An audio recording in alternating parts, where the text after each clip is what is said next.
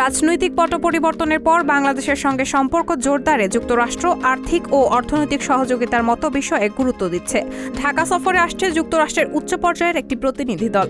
এই দলে থাকছেন মার্কিন পররাষ্ট্র দপ্তরের দক্ষিণ ও মধ্য এশিয়া বিষয়ক অ্যাসিস্ট্যান্ট সেক্রেটারি ডোনাল্ড লু। তবে ডোনাল্ড লু সরাসরি ওয়াশিংটন থেকে ঢাকা আসছে না, তিনি ঢাকা আসবেন দিল্লি হয়ে। সেখানে ওয়াশিংটন দিল্লি প্রতিরক্ষা বিষয়ক ইন্টারন্যাশনাল সংলাপে যৌথভাবে সভাপতিত্ব করবেন তিনি। এই বৈঠকে যুক্তরাষ্ট্র ও ভারতের দ্বিপক্ষীয় ইস্যুর পাশাপাশি আলোচনায় গুরুত্ব পাবে বাংলাদেশের প্রসঙ্গ। এতে ঢাকাকে বিরক্ত না করার জন্য ওয়াশিংটনের পক্ষ থেকে দিল্লিকে বার্তা দেওয়া হবে। ঢাকায় 5 আগস্টের রাজনৈতিক পট পরিবর্তনের পর বাংলাদেশের সঙ্গে সম্পর্ক জোরদারের গুরুত্ব দিচ্ছে যুক্তরাষ্ট্র। তারা চাচ্ছে বাংলাদেশ যেন ঘুরে দাঁড়ায়, তাই বাংলাদেশের বর্তমান সংকট উত্তরণের চাহিদাগুলো জানতে চাইবে ওয়াশিংটন।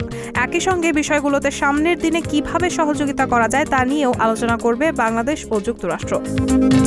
বাংলাদেশের পররাষ্ট্র মন্ত্রণালয়ের এক কর্মকর্তা বলেন, বৈঠকে মূলত বাংলাদেশের বর্তমান সংকট মোকাবিলায় সহযোগিতার বিষয়গুলো প্রাধান্য পাবে। আসতে পারে তাৎক্ষণিক সহযোগিতার ঘোষণাও। আর দীর্ঘমেয়াদে সহযোগিতার বিষয়গুলো দলটি ওয়াশিংটন ফিরে আলোচনার মাধ্যমে ঠিক করবে। সফর থেকে তারা মূলত জানতে চাইবে বাংলাদেশের চাহিদাগুলো।